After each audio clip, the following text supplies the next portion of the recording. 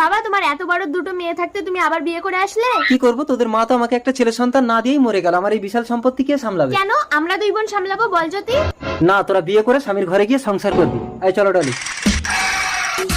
শোন জ্যোতি, বাবা যখন বেরিয়ে যাবে তখন সৎমাকে করে দেবো, নইলে একটা সৎ ভাই হয়ে গেলে বাবা কিন্তু আর আমাদের দেখবে না। ভালো হবে, একটা ভাই হলে আমি নিয়ে খেলা করবো। এই বেশি বুঝিস, আমি যাই বলছি তাই শোন। এই প্রিয়া, জ্যোতি, আমি একটু বেরোচ্ছি, তোর নতুন মাকে দেখবি। এই যে মহারানী, পায়ের উপরে পা তুলে বসে আছো কেন?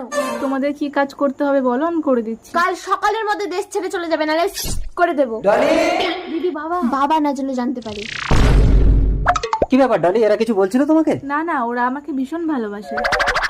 আমিও তোমাকে ভীষণ ভালোবাসি ডলি, কথা দাও আমাকে ছেড়ে কোনোদিন যাবে না। কি হলো, চুপ করে আছো কেন? কথা দাও, নইলে আমি নিজেকে শেষ করে দেবো। আজকে কথা দিলাম আমি তোমাকে ছেড়ে যাব না।